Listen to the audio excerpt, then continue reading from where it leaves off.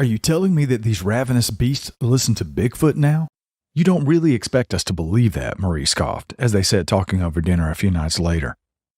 I'll be the first to admit that this was getting stranger and stranger as time went on, but this was happening, and we had no choice but to go with the hand that was being played out in front of us. I never in a million years would have thought that either, so I fully understand where she was coming from. I thought for sure that these things could tear anything that it encountered to shreds. Maybe that's why they don't leave the woodline. Maybe they can't, John said. What about the ones that venture out over here, though, Connie said. What, they're exempt from the rules? I'm sure they had to be boundaries. If Dogman are somehow controlled by Bigfoot, as weird as that is, there had to be some understanding. In all honesty, have any of us seen these creatures outside the woods? I mean, apart from the one that I drew into the corn, and of course that time that it crossed the road, I said. They all thought about it. Well, no, come to think of it, I haven't, Connie said. That night I saw it, it was behind the trees, but still technically in the woods. John interrupted. It came out that night when we were there, and it scratched your truck. It also came up and tore up the side of y'all's house when Ashton and his family lived there too. I also think that's the same one that I shot, John, I said. Maybe that one is the rogue one. There has to be one in every group. My grandpa told me one time that when the children of the Bigfoot grow up, if they're bad, so to speak, they cast them out. Then the Bigfoot have to fend for themselves. Maybe it's the same way here for the Dogman. I knew it was all speculation. We didn't know anything about these creatures. I only know what I know about Bigfoot because of my grandpa. I had no doubt, however, that there are more to those than what my grandpa told me. So what do you guys think Ashton's wife will say about what he's planning, Connie asked. I can only assume that she's not going to want him to do it after what they dealt with while they were here, John said. That's the whole reason they moved to begin with, and here he is wanting to go back into the woods. I knew that that would be a possibility. He could come back here or call John and say that his wife just wasn't going to let him go back in there knowing what she does. I can't say that I blame her after we faced what we did in the woods that night. I hoped not, though. We could really use it. Since he lived here and went out there with John, he still knew more than Connie and me.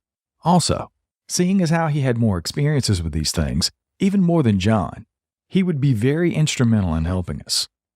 I don't know, Connie said. He seemed pretty adamant about coming back. I guess time will tell, but we need to start restocking all of our supplies, I said. I'm going to pick up some more walkie-talkies. Marie, I know you don't want anything to do with this, and I understand. I wouldn't dare ask you to go back into those woods with us. But we still need your help if you're willing to do that for us. Marie was quiet. I knew she wanted to stay as far away from this thing as possible, but she also wanted to be there for her husband and for her friends. How can I help you guys if I'm not in the woods? Marie finally asked. Isn't that where most of the stuff is going to happen? Well, not necessarily, Marie, John said. We could have you stay inside at Mark and Connie's house to be a lookout. You would have your own walkie-talkie for communication, and if you happen to see anything at all, you would just let us know. That's simple. That keeps you out of harm's way, but still allows you to be a part of this whole thing. I know deep down you want to help, but I also know that your fear of these creatures is controlling you. I get it. They have set up every safety measure that they can. If anything at all comes on their property, the whole thing lights up like it's noon in the middle of the day. So what do you say? Can you help us out by doing that? John made it as simple as he could for her. He wanted her to feel included and still give her some kind of control. That would also help with her fear. Before Marie had a chance to answer, John's phone rang. It was Ashton. John put the phone on speaker so we could all listen. Hey, so I talked to my wife. She's not entirely sold on the whole idea of me going to chase monsters in the woods with my friends. However, she's sympathetic to the position that you all are in. She remembered how she felt when we lived here. I explained everything to her and told her about the background that we all had in hunting. She knows that our chances of survival would be greater than any novice hunter going out there. That said, she's agreed to me going out with you guys, but only if she can be there as well. However, she doesn't want to be in the woods where either of these creatures live. Would it be okay if she stayed at Mark and Connie's? I jumped on the opportunity. If Marie came along, she wouldn't be alone, and she would be with someone who shared in her opinion about these creatures and how crazy we were for going after them. Tell her that's fine, I told John. You can let her know I'll be there as well, Marie said, smiling. She won't be sitting around an empty house all by herself. John smiled at Marie and let Ashton know that everything would be good on all accounts. Great, Ashton said. We will be sending our kids to their grandparents whichever night we come over. You guys just let me know a day, and I'll let you know when we're on our way." "Well, that takes care of that," Connie said, standing up from the table. "Come on, Marie. I'll help you with the dishes." They both walked into the kitchen, and John and I walked outside to the front deck. The sun hadn't quite set yet, and we still hadn't heard anything around either of the properties since the Bigfoot had chased off the dog man. "How crazy is this whole situation?" I asked John. "Did you ever think in a million years we would become great friends and end up chasing big, bad, scary monsters at night through the woods?" John laughed. "I can't say that I did, Mark. Not what I expected the first night we met you and Connie, that's for sure. Monsters or not, I was glad that we had formed a friendship with them. I don't remember ever having a friendship quite like this. We shared a lot of commonalities. I think that helped strengthen our bond even more. Then you throw in monster hunting. There's an aspect to a friendship. I had laid in bed one night almost comparing us to the Ghostbusters. But instead of chasing Slimer or the Stay Puft Marshmallow Man, it was Dogman and Bigfoot. In situations like this, you have to make the best of it. You can either laugh at it or live in fear of it. We may not have proton packs or a ghost trap, but we're going to do the best that we can. Some people say that these trail cams can keep them away, so we're going to get these set up in the woods as far back as we can. I think we at least need 10 or 12 of them to put up. Connie and I just went and bought some for our back lot for the animals, so we can use those if we need to. If we're keeping these things away from us altogether, we won't need these for our property anymore. That is, if they even work in keeping them away, I said. Yeah, that's the plan anyway. I would also love to know what power Bigfoot have over the dogmen. I'll have to see if I can drum up any more information about that. It all seems strange to me, John said. I had to agree with him. Granted, Bigfoot generally stood head and shoulders above the dogmen in the woods, and they were certainly bigger in stature, but the dogmen were, or seemed to be, more vicious. Sharp teeth, long claws, and a ravenous appetite. But nonetheless, they were somehow controlled by them. "John, you know what I thought of?" I asked, moving to the edge of my chair. "What's that, partner?" he asked. "These Bigfoot have had to be here all along. I was just thinking of the situation as a whole and everything that we had learned from Ashton. He said he and his wife had ran from a hyena-looking dogman, and it didn't chase them. Connie was in the car, and it didn't come after her out of the tree line.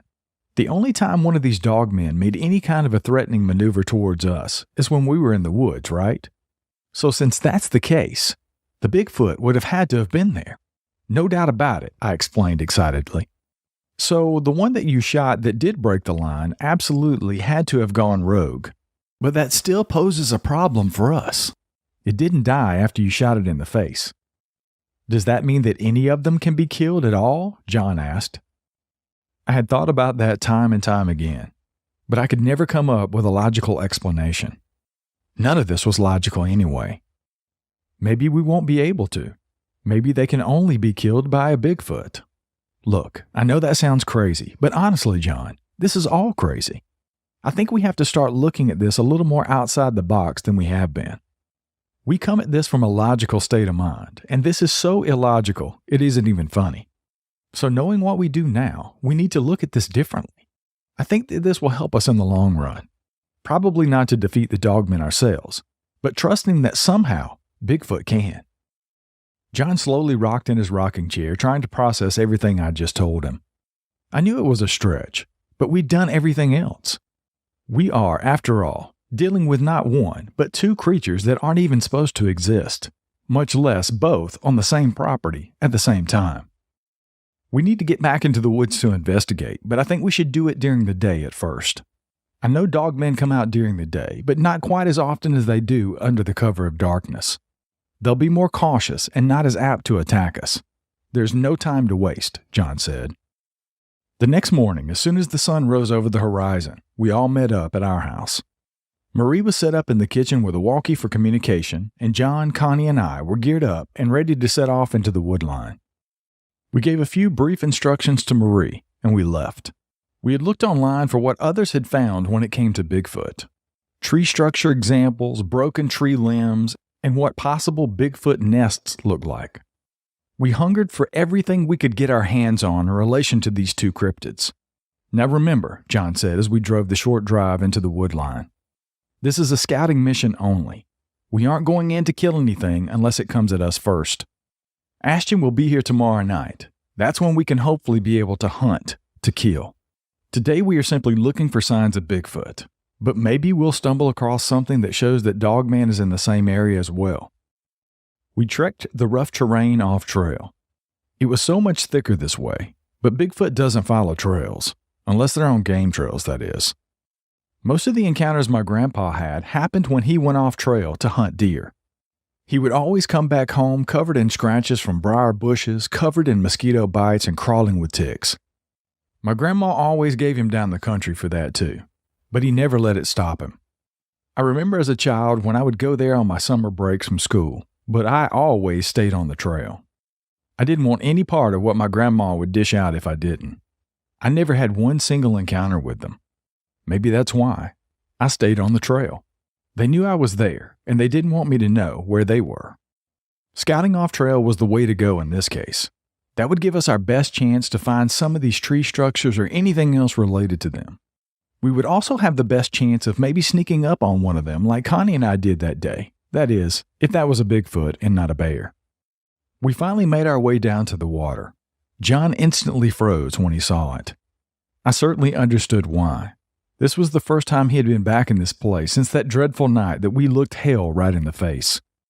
"Are you okay to keep going, John?" I asked as the fear was emanating off of him. We all stood still until John was ready to go forward. He took a few deep breaths, and we moved along. The rain had washed away all the blood, so there was literally nothing left of that night except our trauma, memories, and our own account of what happened to us. We knew that no one else would believe us, except those we'd already told, and they only believed us because they had experiences of their own. I don't know if I would ever be brave enough to go onto one of those encounter shows that we'd listened to. However, based on others' courage to tell their story, we ourselves had learned a lot. Connie had walked ahead of John and I, and we saw her leaning over at a nearby tree limb. "What do you got there, Connie?" I asked as I walked up to her. "These tree limb breaks are so inconclusive. How can you really tell what did this?" she asked as she lifted the broken portion of the tree limb up. "Well, it's not the whole tree limb. It's just the portion of the limb that's broken," John said. "But I agree. It's hard to say with any certainty. Let's keep moving ahead and see if we can find something else." We had walked quite a ways through the brush, and right in the midst of her walking, Connie froze and pointed. "The cave," she exclaimed. "No, we're too close. We must turn around. We're right at their front door."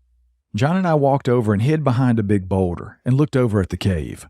We must have walked clear around the opposite way, and were looking at the cave from the other side. There wasn't any movement at all from inside. No noises, no smells. The fact that there could have been close to 10 dogmen in there really hit home for us. Just then, we saw one on all fours making its way to the front of the cave from the side. We all knelt down so it wouldn't see us. It must be protecting them so they can sleep. I think I read somewhere that Sasquatch had what some people call day watchers to protect the ones who sleep. "I think that's what this one's doing," John whispered. That dogman on all fours had a shoulder height of at least 3 or 4 feet tall. Once it stood up, it would be much taller. We had to figure out a way to get out of this before this thing caught wind of us. "We need to start making our way back home now," Connie said. "I don't like this at all." I think we may be out of range for the walkie-talkie because we haven't heard anything from Marie. The fear on Connie's face was very clear. At times, when something scared her, she would get angry. I could see it building. I stood in front of her and made her stop for a minute just to breathe. I know, seeing one is terrifying. Seeing one in broad daylight is even worse. Just take a second. "Mark, we may not have a second until this thing smells us. We have to go now," Connie said angrily. She took off, not being quiet at all. She was snapping twigs and breaking branches as she swiftly moved along. That's all it took. This dogman snapped its head around and scanned the area where we were. It let out a loud howl and then headed in our direction. "Mark, Connie, run! It's coming!" John yelled. No need to be quiet anymore. We took off out of there like a bat out of hell. We ran as hard as we could. We heard it coming through the trees. Snarling echoed from behind us, and it felt as though each second would be our last. We made it back to the water and quickly stopped to take a break and catch our breath, as much as we could since the noises had lessened. John also reached out to Marie to let her know what happened. Shortly afterwards, though, we started feeling small pelts hitting against our packs. We all looked around, confused. Nothing. We all looked up thinking that maybe something was falling naturally from the trees. However, none of the trees we were surrounded by dropped anything like acorns, pine cones, or anything like that. But still yet, the pelts kept coming. Soon, little stones began hitting the water. It was almost like it was raining rocks every so often. Then the smell hit us. The smell that we had smelled the first day in the woods. "It's here," Connie said as she eyed our surroundings with her weapon drawn. "Now, is this Dog Man, or is it Bigfoot?" I couldn't answer her question, and neither could John. The fact of the matter is, the day we smelled it, we couldn't figure it out either. We simply left. That was our plan on this day, too. We quickly retreated and made it back home. I was discouraged that we didn't get all of our trail cams up, but I was glad that out of the 12 of them, we'd gotten at least 9 of them put up. We had also seen a possible Bigfoot tree break, but nothing conclusive. But we did find a different way to get to the cave, and then we were chased by a Dog Man. Again. Afterwards, at the water, what was throwing those small rocks at us? Was it Bigfoot? I mean, I don't see a Dog Man standing around throwing things at us after it had been violently chasing us. It seems they would have been more likely to have just finished the job and attacked us. I couldn't wait for Ashton to come over tomorrow night. I woke up early the next morning, excited to start the day. A lot of people would call us crazy. If anyone had heard us talking about this, they would swear that we had lost our minds. Hell, before all this started, I would have been the same way. But I have come to grips with this lifestyle. Maybe not the cryptid jungle, as Connie called it. But no matter what is going on out here, I knew this is where we belonged. I could feel it. The day was longer than normal, and I knew why. It was hot and muggy, so when the sun sets this evening, it'll be great. John and Marie came over a little after 4 that afternoon. We all had an early dinner together and gathered up everything we would need before Ashton and his wife showed up. Connie and I had taken down all the trail cams from around our property earlier in the day. We also went out to get more walkie-talkies. After everything was collected and loaded up, Connie went in and made coffee for Marie and Ashton's wife. Not long after, they showed up. They both came to the door and we welcomed them in. Ashton shook her hands and introduced himself to Marie, since she wasn't there the first time he came over. "This is my wife Sabrina," Ashton said. We all introduced ourselves and made our way to the kitchen. "I made some fresh coffee," Connie said to Sabrina. "Please make yourself at home. If you need anything at all, just let Marie know, and she'll help you." Everything was ready to go, and I was chomping at the bit to get into the woods. I threw on my backpack and went outside to wait on everyone else. About 10 minutes later, they piled out the door, and we were off. We climbed into the truck and drove down to the woodline. We sat and waited until the sun had almost set. The cool breeze felt nice as we got out of the truck.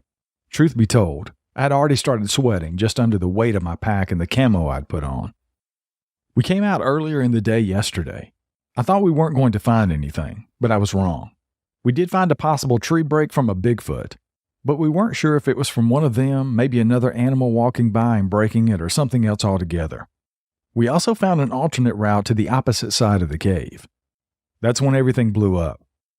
Then we experienced something that was strange. A pungent smell by the water, and then something was pelting us with small rocks. "So how exactly did everything blow up, though?" Ashton asked. I explained everything that happened. Ashton looked around and said, "Well, that certainly does add a degree of difficulty for tonight. As far as what you said earlier, the tree break could indicate Bigfoot. I can't be sure, but it's very common that they throw things at people also. No one really knows why, though. It could be them saying that they recognize that you're there, or even that you've interrupted their hunt. Before that, did you hear anything?" "Nothing like that," Ashton, John said. "It was as quiet as it could be. Come to think of it, there weren't any noises at all. Nothing from insects or any other type of animal." He was right. I never even picked up on it. But that's true. We completely missed it. If something large is moving through the woods, everything else would be silent. "This is where Mark and John encountered the Dog Man face to face," Connie said as we stood near the water.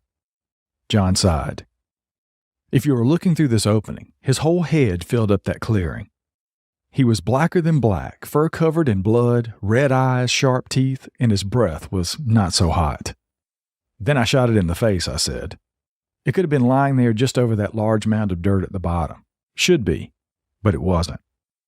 Yeah, the whole thing sounds bizarre, Ashton said as he looked around. It's a little quieter than I would prefer now. It could only mean that they're around now. Them, or the Bigfoot. Maybe even both. Let's start getting the rest of these trail cams up, please, Connie said. The first one should go here around that tree facing towards the clearing. Yes, you can't see it because it's so dark, but if you look straight out, you can see the cave, a half a mile from here, John said. We hung the 2 trail cams in that area because it's the closest to our house and our property. We hung the last one up near the water. Whether it's Dogman or Bigfoot hanging around for the fish, we should get a picture of it. Then hopefully, it'll stay in the woods. We prayed that it would anyway. We carefully made it up to where we'd found the tree break earlier, and Ashton agreed that we couldn't be positive it was done on purpose or by another animal in the woods. You know, the kind that belong here. Ashton hung one of the trail cams on that tree as well, since it was near the cave on the opposite side. Let me ask your opinion, Ashton. The other night, Connie and I were sitting on the back deck, and one of these dogmen came tearing through the woods in our direction. It broke the barrier and all of our halogen lights came on, but then we heard a Bigfoot yell. I'm sure that's what it was. It wasn't a howl, it was a yell. As soon as that happened, the dogman backed off and went back into the woods. It never came after us. After that, we ran inside. So I was putting 2 and 2 together, or at least trying to. The only thing that makes sense is that somehow these Bigfoot creatures are controlling the dogman. They have to be. They're keeping them in the woodline. The one that you and John saw while out hunting and the one that scratched your house had to be a rogue. We also thought that the one I shot had to be a rogue too. Have you ever seen such a thing? I can't say that I have, Ashton said curiously. That, of course, doesn't mean that it's not a thing. I just haven't heard of it. But then again, there aren't too many things about this topic that adds up.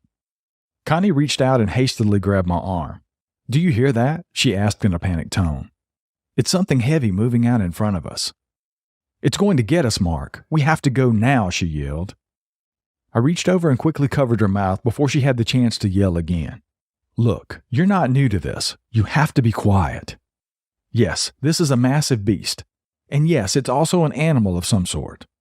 Handle this as you would any normal hunting trip. You wouldn't dare yell like that. I removed my hand from her mouth. She was breathing heavily and fire flew from her eyes in anger.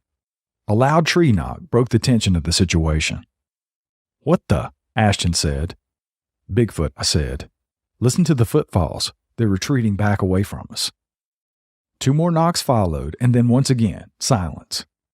Everything fell as silent as it was when we first got there. Ashton looked at me in surprise.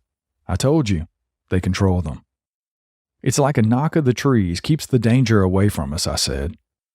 Ashton let out a small whoop into the darkness, and he got a grunt in return. We walked maybe a mile further into a clearing, and we found what appeared to be a footprint. But before we could examine it, a mid-sized tree got pushed over. We're too close. We have to back out of here, Ashton said. There was no time to explain as we stood up and listened to a different type of thrashing sound. Ashton's eyes were huge, even in the cover of darkness. They're coming. Get out of here now, he exclaimed.